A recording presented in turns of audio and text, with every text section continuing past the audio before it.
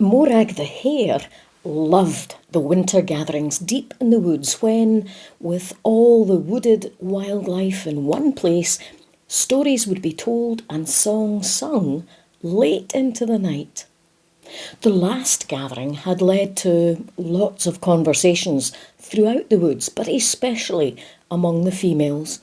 The unknown, unnamed spider had spoken of an angel telling a young human she would bear a child. Miss Owl wondered how wise it was to ask someone so young to carry out what she felt in her feathers would be such an important task. Mrs. Goat just shook her head and said Miss Owl had to be kidding. Age had nothing to do with it. It was all about a willing heart. Miss Badger agreed and then asked what Morag had asked herself. How had others reacted to the young human's news about the baby?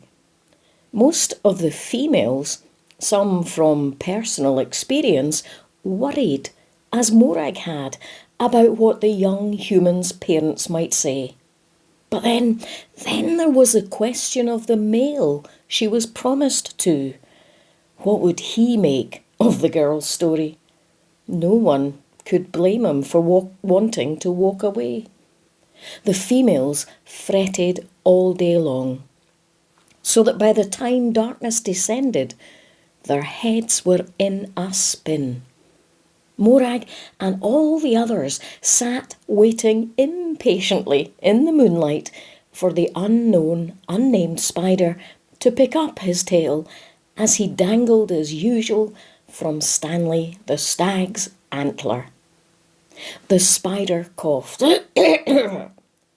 and with all eyes on him, he talked of another angel visit, this time in a dream, and to a young male human. All the animals knew instinctively it was a young girl's boyfriend. The spider continued. The boy had heard the news about the baby and had fallen asleep feeling hurt and confused. He had decided to end the relationship quietly so as not to bring disgrace on the girl's family. That had provoked a sharp intake of breath from all the females present. Why was the girl always the one to carry the blame? Morag, knowing the spider could read their thoughts, waited anxiously for his response. The spider cleared his throat again. The young girl's fiancé thought he was doing the right thing, but as he slept, he heard an angel telling him his betrothed was telling the truth. She would have a child, and one that was miraculously conceived, and the offspring to come would be a special gift to them both, to love and to cherish. Morag and the other females held their breath.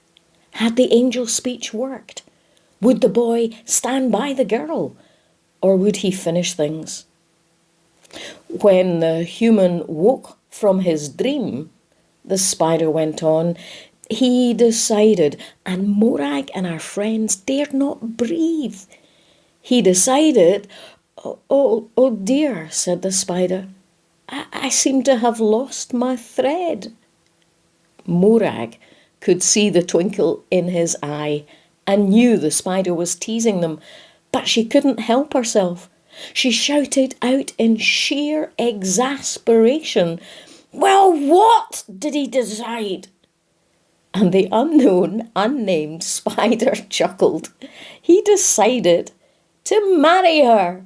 And all the females cheered loudly, "Yay!" And everybody joined in. In the end, the spider gave up trying to say any more and retreated into a crevice in one of Stanley the stag's antlers, and yawning, thought, there is so much more they need to hear. So much more. And he snored.